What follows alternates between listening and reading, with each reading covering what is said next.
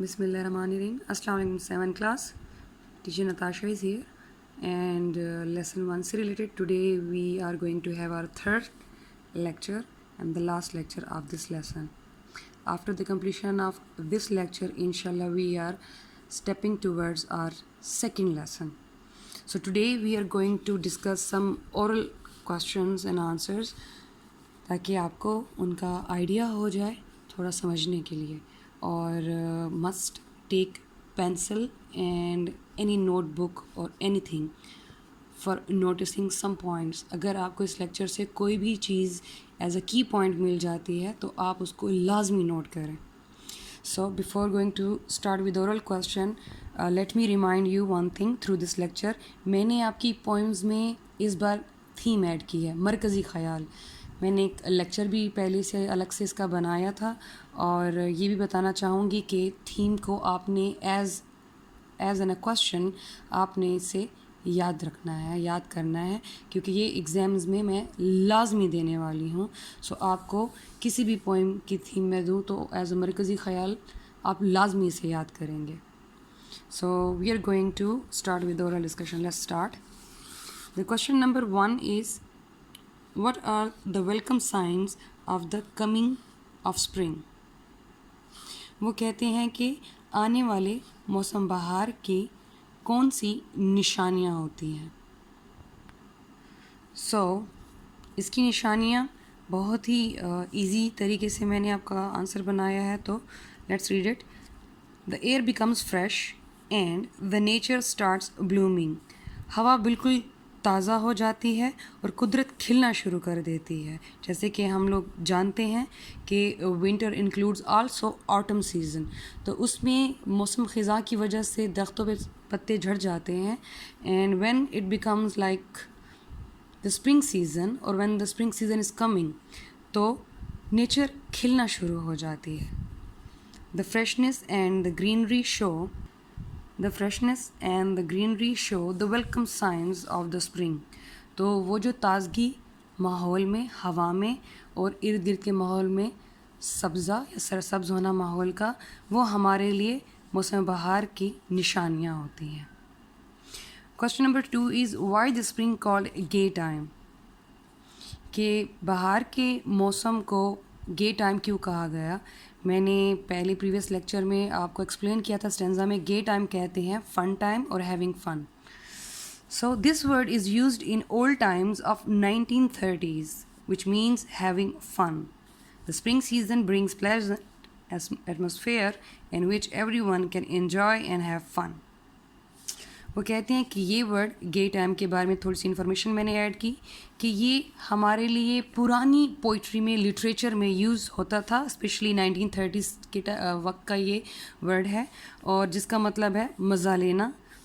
तो वो कहते हैं कि मौसम बहार जब भी आता है तो वो एक खुशगवार माहौल लेकर आता है जिसमें हर इंसान, हर एक शख्स मज़े करता है, मज़े लेता है, हर एक चीज़ का लुत्फ़ लेता है.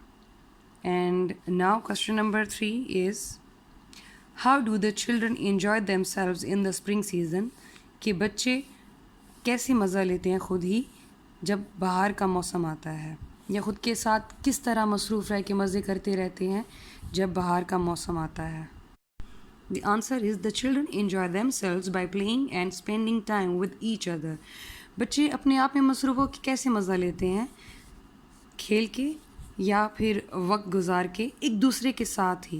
जैसे हम बड़ों को ज़रूरत होती है किसी भी कंपनी के साथ, किसी भी सोबत में बैठने की, तो बच्चों को इस तरह की ज़्यादा ज़रूरत नहीं होती. वो अपने आप ही मज़े लेते हैं. वो ख़ुद ही हर एक चीज़ को मज़े में लेने के लिए, मज़े में तब्दील करने के लिए क्या करते हैं, दे प्ले जस्ट गेम्स. और एक दूसरे के साथ वक्त गुजारना ही उनके लिए हैविंग फ़न है. एक ऐसा वक्त जिसको वो हमेशा इंजॉय करते हैं. So that's the simple answer of this. I hope you get the meaning of it. Well, the question number 4 is what does the old woodman do in spring.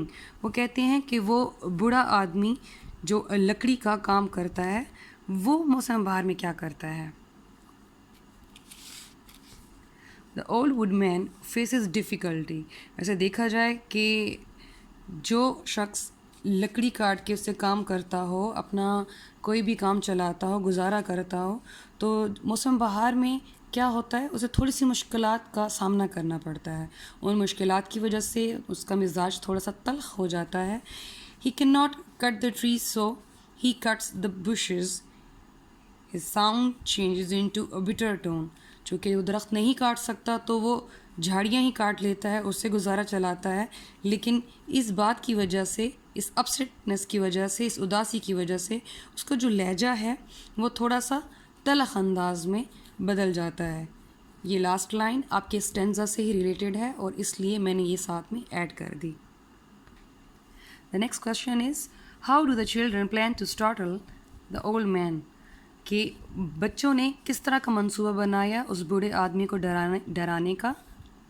Well they plan to startle the old woodman by stealing his bushes. انہوں نے کیسے منصوبہ بنایا, کیا منصوبہ بنایا کہ وہ اس بوڑھے آدمی کو ڈرائیں گے. کس طریقے سے؟ By stealing his bushes.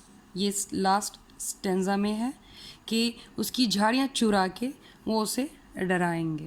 So this was the main 5 questions pointing here till here. کیونکہ آپ کا جو 6th question ہے literally that is related to the line اور that is related to the tone of اور the way of the poems. ان میں انہوں نے یہ کہا ہے کہ ایسی ڈیوائس یوز کرنا پوئم میں جس میں ہر ایک اسٹینزا میں کوئی ایسا ورڈ, چاہے وہ سیکنڈ لائن میں ہے یا چاہے وہ فرسٹ لائن میں ہے, دوسرے اسٹینزا کے ساتھ اس کا ایک لہجہ, ایک اس کی لہ جو دوسرے اسٹینزا میں ورڈ کی ملتی ہے سیم پروننسیشن کے ساتھ, تو اسے ہم کہتے ہیں ایلیٹریشن. یہ ڈیوائس کا نیم ہے ایلیٹریشن, جو موسٹلی پوئمس کی لینگویج میں یوز کی جاتی ہے.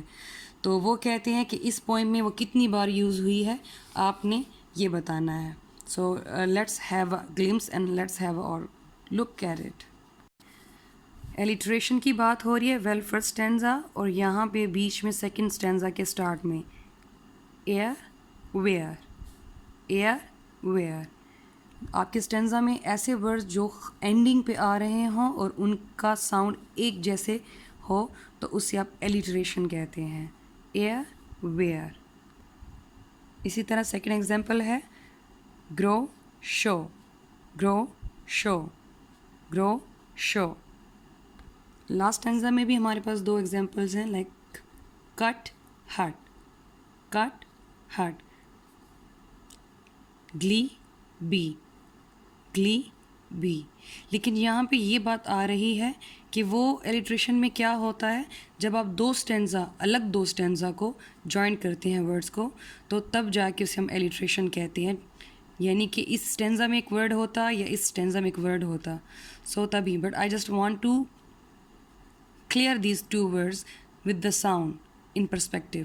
میں نے یہ ورڈ اس لیے انڈر لائن کیے ہیں تاکہ آپ کو یہاں سے تھوڑی سی آسانی ہو جائے سمجھنے کے لیے. کٹ ہٹ یہ ہمارے پاس ایلیٹریشن ہے, گلی بی یہ بھی ایلیٹریشن ہے ایک جیسے ساؤنڈ کے لیے. لیکن ایکچوئل جو پیج نمبر 5 پہ میں نے آپ کو 2 پہلے ایگزامپلس دی ہیں وہ ایلیٹریشن کی ایگزیکٹ ایگزامپلس ہیں.